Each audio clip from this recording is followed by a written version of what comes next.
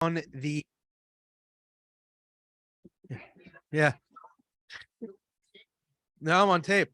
When this showed up on the agenda, I knew it had to be a unique sort of tool that we're using.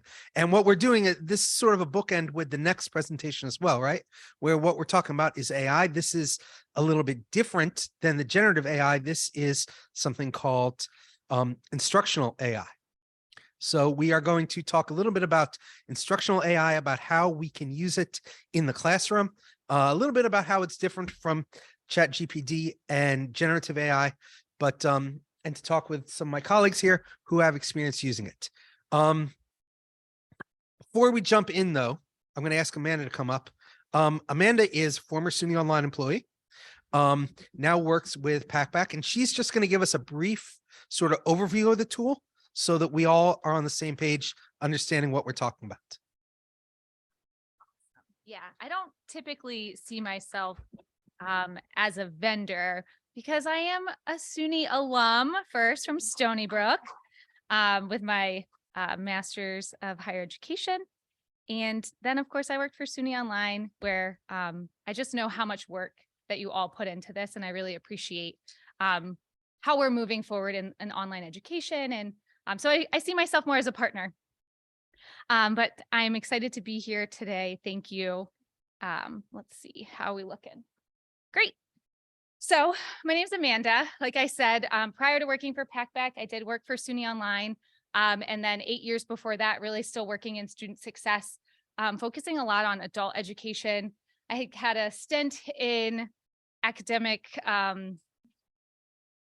advising. I had it in orientation, and even fraternity and sorority life. So I've spent a long time on different college campuses in this area, and I'm really excited to lean into my student success pieces, which really led me to Packback. And so what is Packback? I'll start with Packback is the writing platform for your students. And today we're focusing specifically on Packback Deep Dives. Packback Deep Dives is for an assignment-based writing. And while students are writing, they're getting real-time feedback from artificial intelligence in an instructional way. And I know AI is kind of a scary word right now, and it's had its viral uptake with ChatGPT, which we'll talk more about in the next session.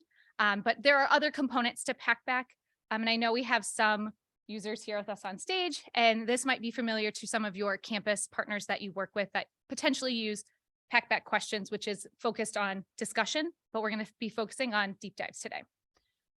So Packback comes to us with many different studies that we've done, even one hosted with SUNY Online, where we saw increased engagement. We saw higher A's and B's, less DFWs, and instructors, once they're using it, they're coming back and they're using it again and again.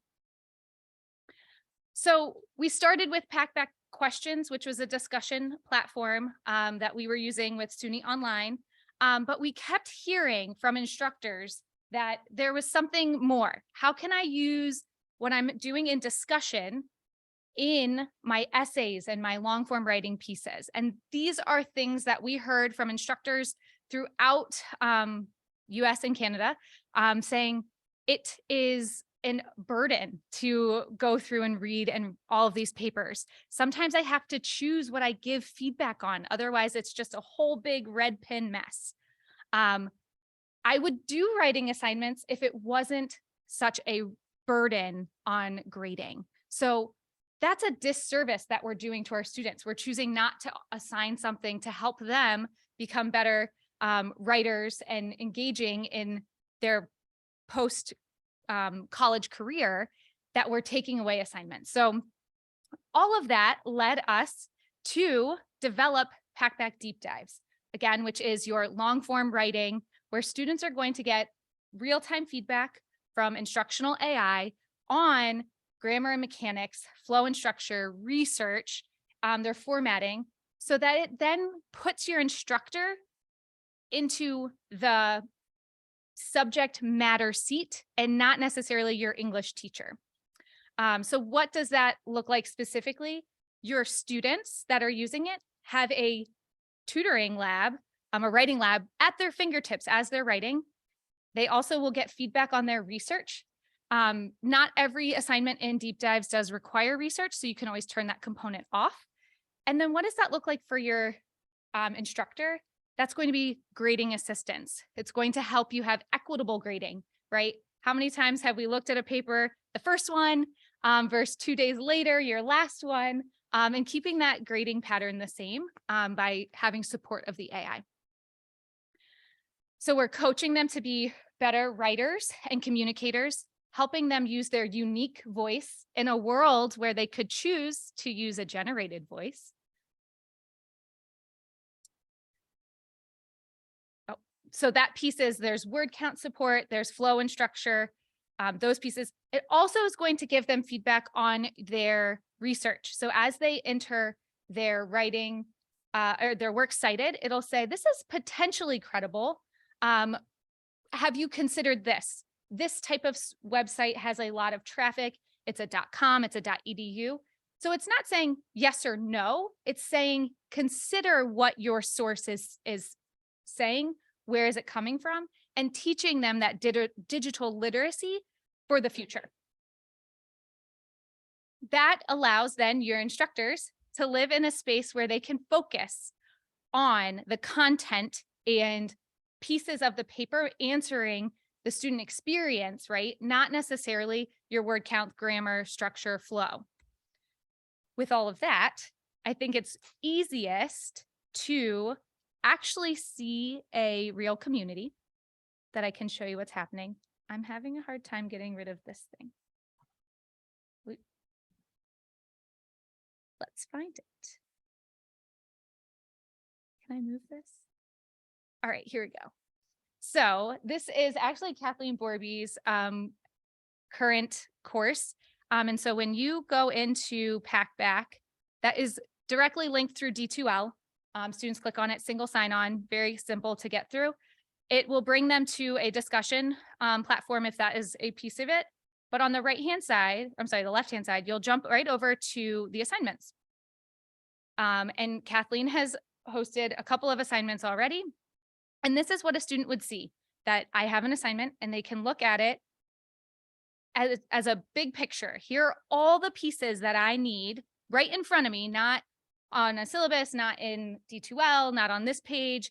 I didn't have to go to class. It's all put right here with what is it that I need to do. And if there's any linked resources, you can also put textbooks, ISBN there. So a student can have a one-stop shop for what does this assignment require.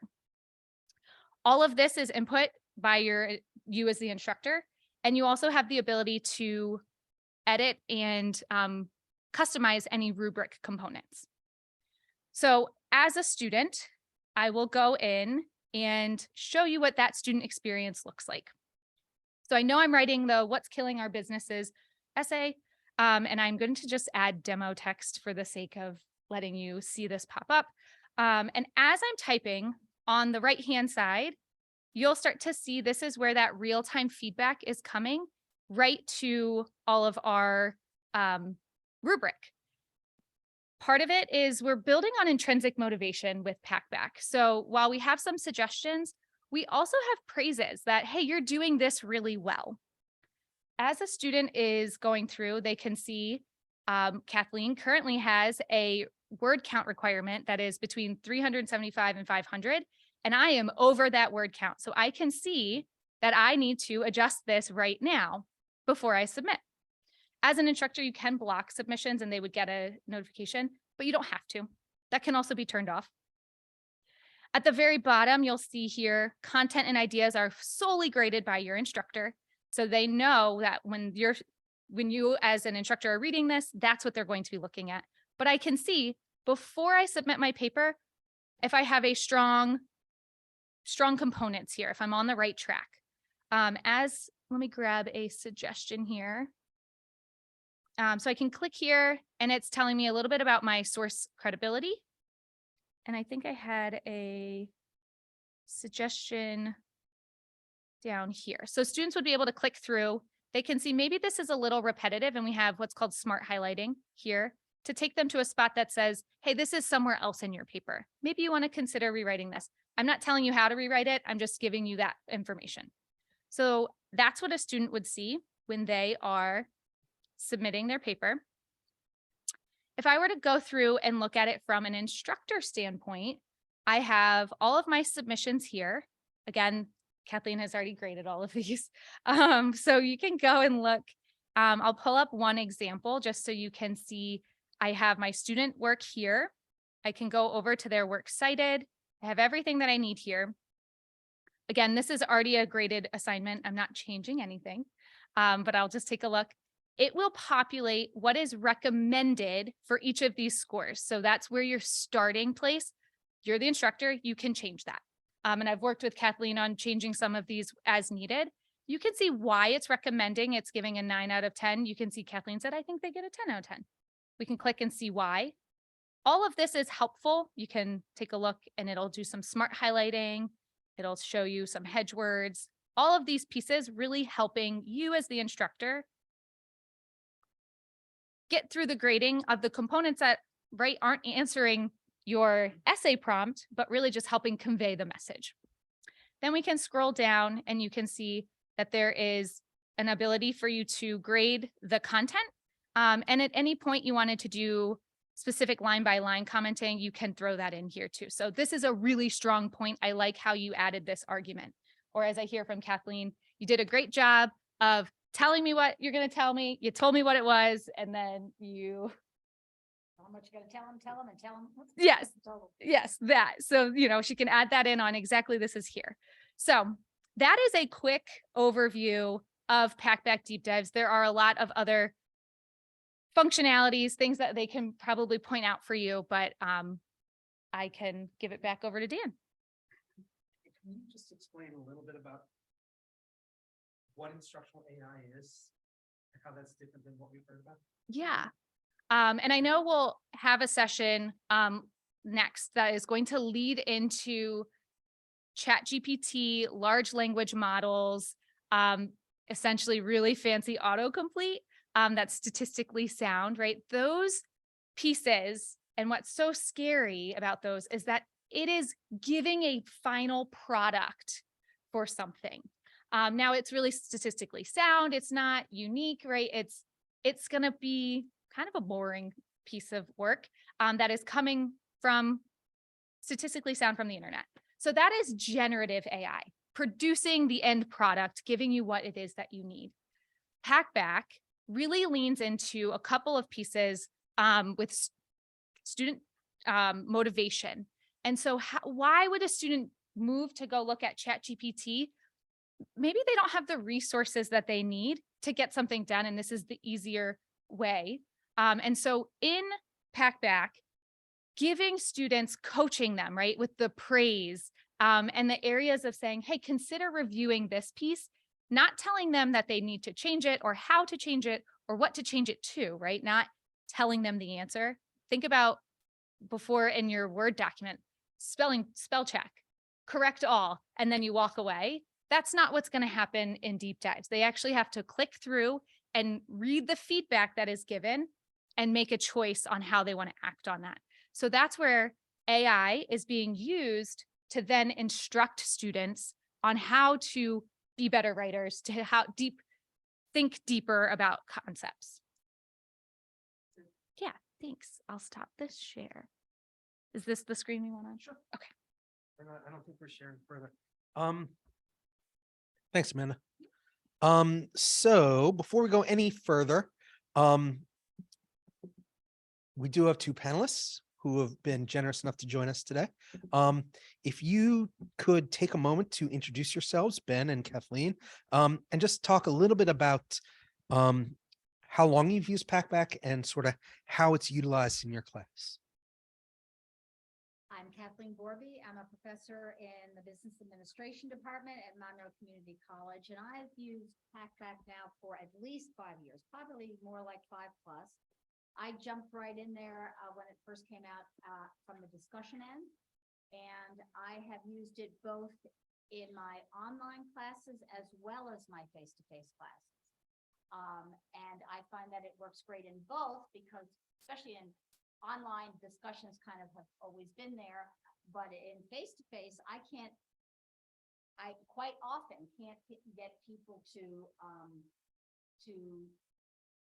to discuss in class. And especially I have some technology courses. Oh, that's better. And they don't want me to waste their lab time by trying to get them to talk to each other, right? Just let me. So I have them do these discussions as part of their process to talk about what they're finding difficult in the lab. And it's worked really well. This semester is my first semester using Deep Dive. And I thought, well, why not? Because my classes are generally writing intensive classes. I've had that. And I have been very, there's a part of me that says, oh, am I really going to do this again this semester? I'm my own worst enemy. And yet I have this, I'm from the business world. I had a 30+ year career with IBM, and writing to me is critical. I'm not an English teacher, but it's absolutely critical in the business world. And I just really want my students to practice that. And so, you know, for me, this has been a game changer this semester. So that's me, that's Packback, that's Deep Dive. Ben? Thank you. So I'm Benjamin Williamson. I am a lecturer of organic chemistry at SUNY Binghamton. I'm actually a fairly recent hire there. I started my work there in the fall of 2001. 2021, sorry.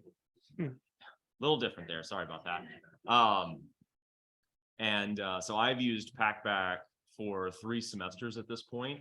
We've had Packback Questions as a component of our organic chemistry course for some time now. We use this as a way to get students to practice talking about chemistry in using technical language, and particularly in a way that we can offload a lot of the work of that, where we can focus more on the creativity of the assignment. We do this because we teach very large volume courses. In particular, I am part of a 3-person team right now that teaches an Organic Chemistry 2 course that has 770 students in it. And that's because 200 students decided not to continue on to Organic Chemistry 2. So we had nearly 1,000 last semester. So we are using this semester Packback Deep Dives for the first time. We decided that we wanted to incorporate a sort of capstone research project into our 2nd semester organic chemistry course.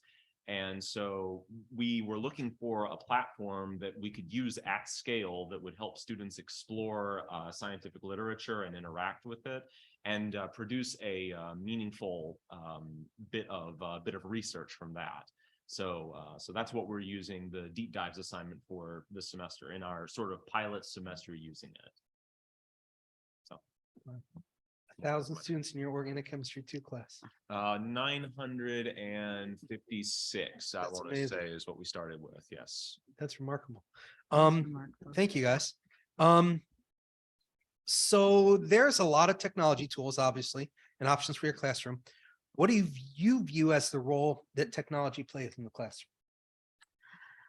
All right. So obviously, coming from a technological industry and being in business, and certainly the way business has changed over the past 3 years, I mean, technology is at the heart and soul of everything. And businesses who are not necessarily embracing it are going to be left by the wayside. And I want my students to really embrace technology as they learn about business.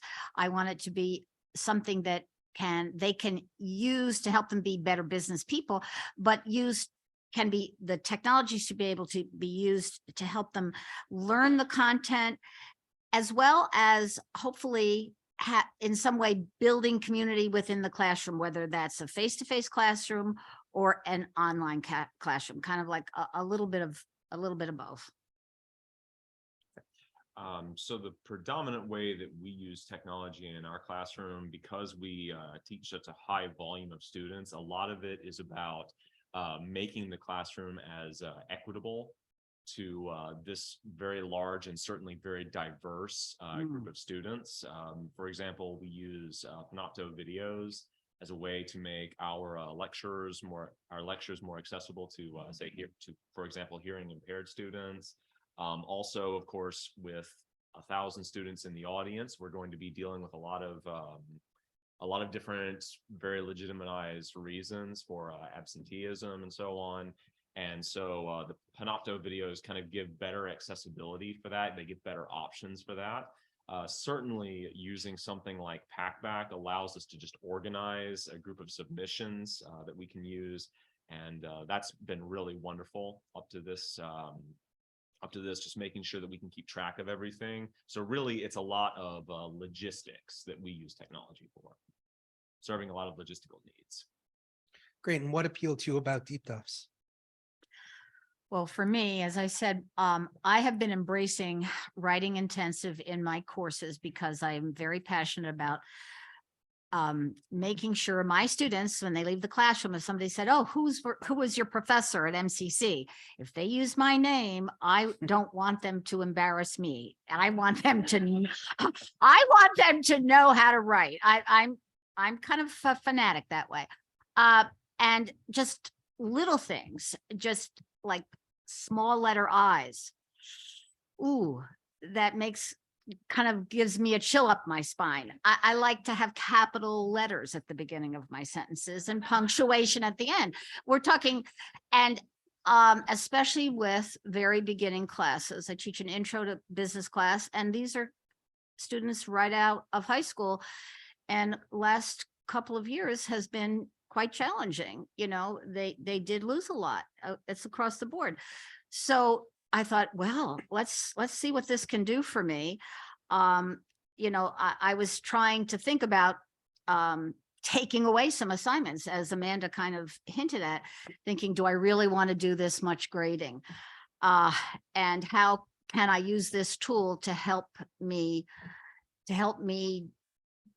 do this grading? And and to make the grading, again, as Amanda had said, more equitable. I'm complete control about what aspects of the paper I want to have weighted and in what way.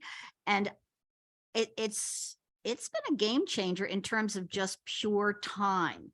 I mean, when you have 65 students, I have almost, you know, and if you can save a minute and a half of grading on those 65 students, I've now gotten back, you know, a couple of hours of my life, and I've timed it. I really have, because I'm not focusing on the minutia. I'm focusing on the content. So did they answer the question, and did they do it the way I wanted it? So I'm having a good time. I'd really like to echo a lot of those sentiments as well, because the fact that we can offload part of the grading to an AI, as far as like the grammar, spelling, word flow, citation checking, and so on, that's really made it possible to do this type of assignment at scale. So, I mean, otherwise it would absolutely not be possible. So really, this has opened up a lot of new avenues, this deep dives has. That's great. Yes. Sure. Over time, have you noticed is the students writing getting better and improving? Sure. Sorry, let me just repeat the question real quick. The question was, have you over time seen that the students' writing has been improving? Yes, I've had, especially in my intro class. Now, again, we're talking 18 and 19-year-olds. And the first one was a little rough. And I thought, oh, okay. You know, they didn't quite know how to use the tool, but that was okay. I demonstrated it. And I'm like, you know, I'm going to be super easy on this. You know, we're all learning, that kind of a thing. And it's like, oh my goodness, they're getting it. Because I keep reminding them, don't forget, read your little pop-ups, read the feedback that you're getting. If you really don't want to get the grammar points off, go back and, you know, change your paper, look them up. And yeah, it really has. I think this is the best intro class I've had in terms of essays overall. For those, of course, who do it, there's always the group that don't at all do it. But, you know, that's Sure. not this discussion. It's a whole other discussion. So what have you heard from students? You mentioned that a little bit, but you know, what have you heard from students, and sort of how has it assisted students to succeed in a way that maybe wasn't possible? I I'm always asking my students, I did that with the discussions, the question response type of thing. How are you liking that? And I'm asking them now, how's it going for you? How are you liking it? And they're like, yeah, we weren't sure at first. They're never sure at first. Anything new is a little bit sketchy to them, but they're like, oh, this, we got this. We got this. And yeah, we kind of like it. And interesting, because they've asked me, so I got the fact that this is checking if I'm cheating. I'm like, yeah, it is. And I did have a particular student in not my intro class, but another class. I'm doing it in two different classes, one face-to-face intro and one 200 level online. And for me, it was great. The engine said 99.9% chance that this entire essay was written by something called Chat GPT. And these are all of the reasons why we say that. And there was a whole laundry list of reasons. And of course, I copied and pasted. I went back to the student and said, graded them way down. And this is why I never got an ounce of feedback. And so, that if they thought that that was wrong, they would have come back after me. And they yeah. And so their second paper was quite different. So I love that. I wasn't even thinking about that because I try to structure my essays where they can't be written by a tool such as that. They're more of an opinion thing. Take this survey. What kind of a consumer are you? Do you agree with it or not? That kind of a thing. So, but that was very interesting for me. So the students are liking it and I'm liking it. And I don't know if. Yes. Just to build on top of that. Yeah. I think this is more for Amanda. The actual software is probably monitoring how much time the student is taking in with the real-time feedback. That would probably be able to tell if someone's just cutting and pasting or using some of that functionality. So if it's logging time and if it's analyzing the actual real-time work the individual is putting in, that I would imagine would also be a big deterrent to trying to artificially create a paper and then fix it. Right. So that data is available to professors afterwards. Do you want to speak to that, Amanda? You can repeat the question. Go ahead. Unfortunately, I recently tore my ACL, so I'm moving a little slower. Mm-hmm. So the question was, is the platform monitoring kind of the students' time in the platform and being able to see if they're copying and pasting essentially? And the platform does have metrics, and I know there's a question kind of in the chat, so I'll answer this one too. On top of both platforms, discussion and in the fall deep dives, we have a piece that's called Instruct that will give you metrics as a instructor right from your community. So it'll give you information on who's engaging, how long are they in there, all of those pieces. And then you also have access to our team who can give you kind of a bigger picture as well. So if you're saying, I'm noticing my students are doing blank, and you have a behavior that we're trying to change, our curriculum consultants can really help with you, each instructor or master course designs on kind of navigating to the correct way.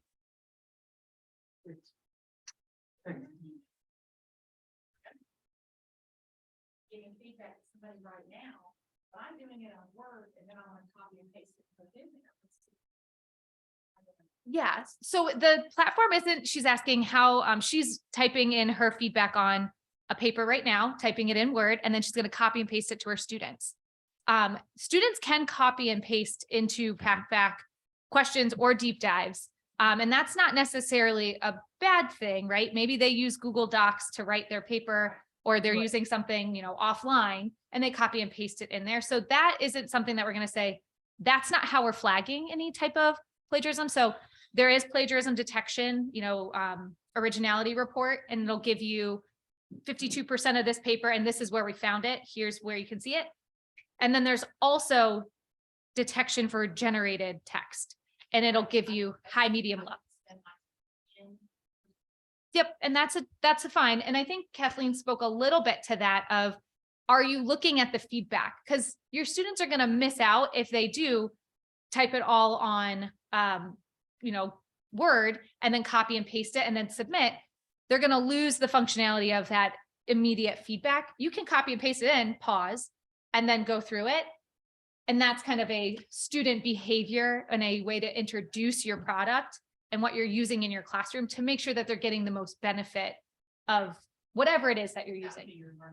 Yes, and there's definitely a learning curve. Yeah. Yeah, they're clicking into, I'm saying, you got to click in here and it says why, click the why, and then it'll highlight all the stuff in your document that you need to then go and look at and change. But as Amanda said, it's up to them to do it. As an instructor, you could probably also, if you're really concerned about plagiarism, you can say, you have to type everything into the program and utilize it if you really want to. Right. Mm. Yeah. It's been a learning process for myself and my students together, and we're constantly talking about it back and forth, so it's been good. Do you want to talk just for a moment about the A/B testing you've been doing? Okay. When you say A/B testing, So you're using deep dive Oh. one class versus not. yeah, okay, that's what you mean. Sorry, yeah, I have an online class using it. I have a face-to-face class using it. I have another class not using deep dive at all. I'm doing it the plain old-fashioned way. And that's actually my larger online class. And I'm actually quite surprised, because I'm finding that specifically my intro class, which again, I wasn't even necessarily going to do deep dive with the intro class. I thought, and then Amanda said, well, why not? And I thought, okay. They're doing as well, if not better, than the purely online class that's not using deep dive. I'm getting, more, and it's spending a lot more time. I'm having to go through and really say, you got to look at spelling, you got to look at a lot of different things. It takes me at least double, if not 3 times more time to grade that class than it does my deep dive class. And little things, again, in business, and I'm so picky about this, I'm a fanatic about spelling a company's name correctly. Everything needs to be on brand. An acronym needs to be capitalized. These are just habits I want my students to really just completely absorb. And the deep dive will literally highlight all of the different misspellings of a company. And it's like, yes, I don't have to do that in the paper anymore. I love it. Even if it's a company where it has an apostrophe at the end. Nope, that's not the company's name. An acronym that's spelled wrong. Oh, to me, it's such a blessing. It really is. So that's really, I can see a difference, and I would like to, I'm thinking, I was like, this is it. I'm going whole hog. I'm going to leap and the net will appear. I'm going to go with deep dive in all my classes.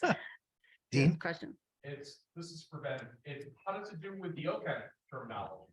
Surprisingly well, actually. The AI is actually very up to date on a lot of different technical language that we use, and that's really one of the that's one of the things that we really wanted to hammer in as a learning outcome of this assignment, is that students are using it to talk about chemistry in technically correct and intelligent sounding ways.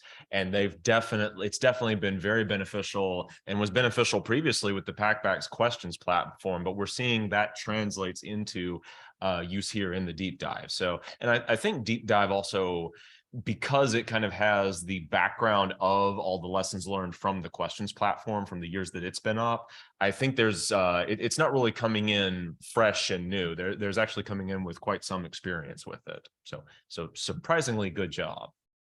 better than Microsoft Word, I can tell you that from writing a thesis in that. Yes.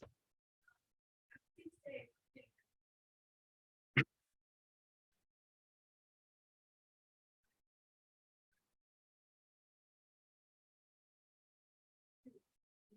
that. Sometimes we take it personally, and with this, it sounds like the student would never take it personally, but they know it's just a bot that. It's used.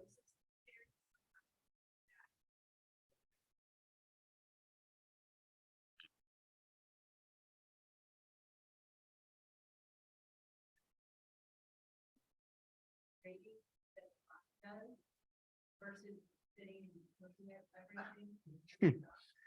I think, let me just repeat just the question real quick, was how closely do you, I guess, look at the grading that the bot does? Do you override it, or do you just go with what is recommended? Oh, that's a great question. So the first couple of essays I put out there, I did not block if they had too many words. I just like, yeah, if it's over, just let them submit. The last one I did, I said, no, if it's over it, you're going to block it, and then they're going to be able, anyway, I thought, because I'm changing things around. I'm just trying to see how it works. But I would glance down like, okay, that was this many points. What did they give them? And they would have graded them down. And I thought, they did a really good job. They're only 5 or 6 words over, and I would change it.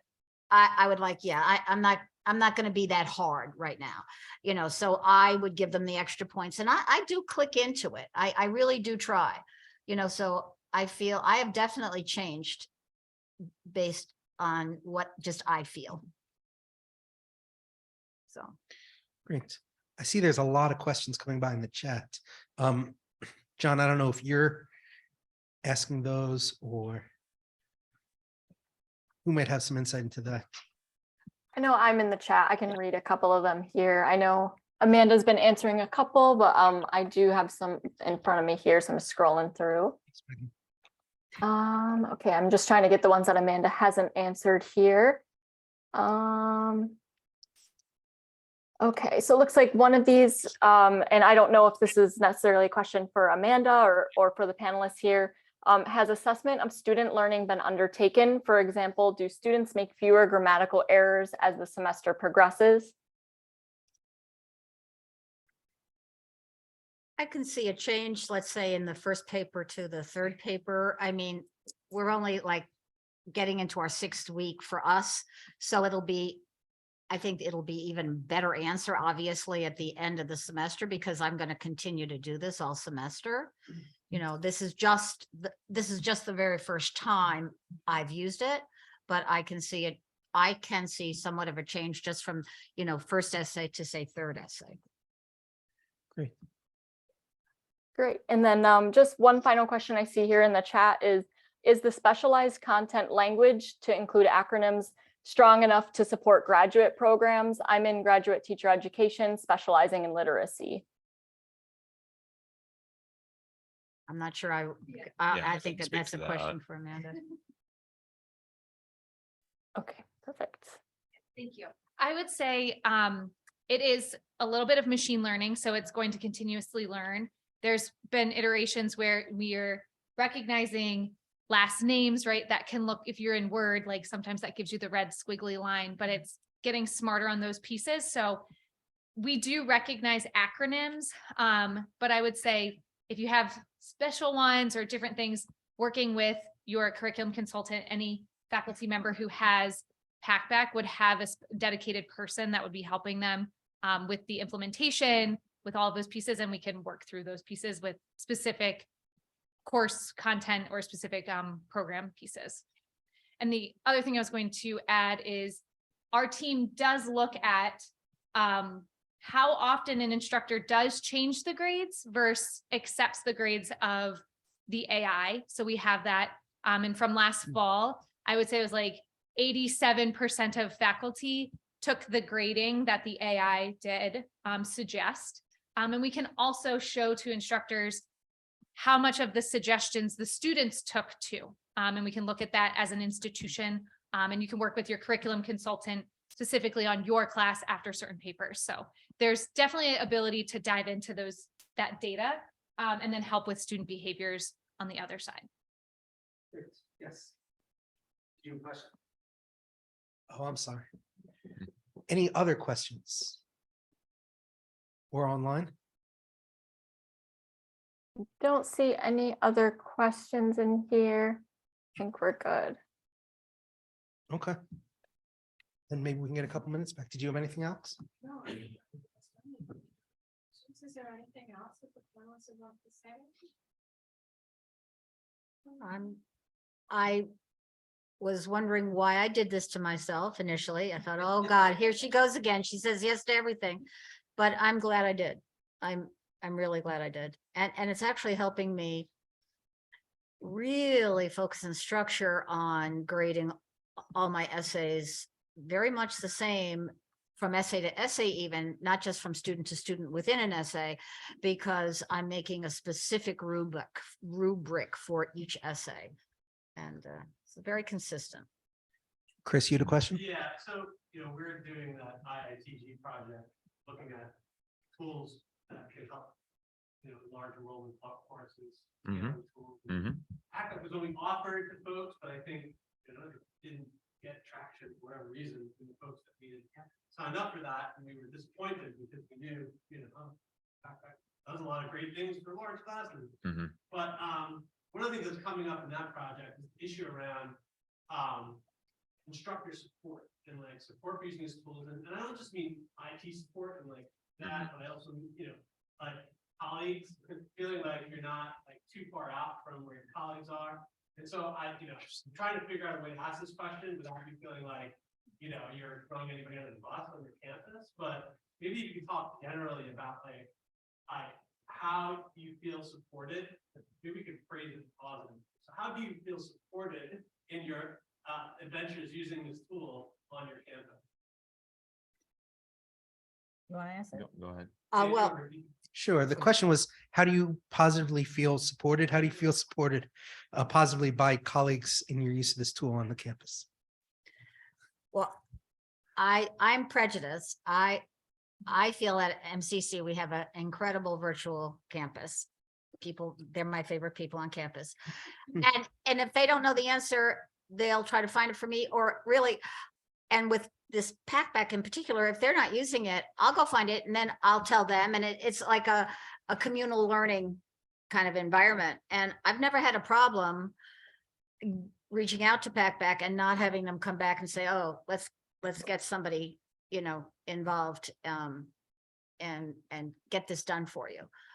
So I'm a leap in the net will appear person. And so I figure, we want our students to learn. So you gotta lead by example. I gotta keep learning. Certainly, and I'd like to echo a lot of these sentiments. There's always a push to try new things and to explore new technology, new emergent technology. The campus at SUNY Binghamton is very supportive of that. So certainly when I said I'm interested in putting this new assignment together, I'm interested in putting this kind of experience together for students, it was very positively received. Great. We'll see how my colleagues feel after we get done with the grading, but for this first time. Jeff? Finding students are putting other assignments for other courses into your course for Oh, The question is, are students putting work from other courses into deep dives to check on that? Like, are students using it as a writing tool? that's a great question. I don't know. I don't know the answer to that question, because I guess really they haven't submitted an assignment. correct. You could probably plop it in there, see what the AI says, and then not submit it and cancel out of it or something like that. That's a great question. I don't know. I didn't ask my students that. My students don't have other courses. They don't have time.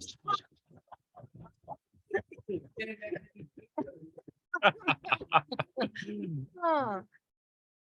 Anything else? Okay. All right, I think that's it, Alex.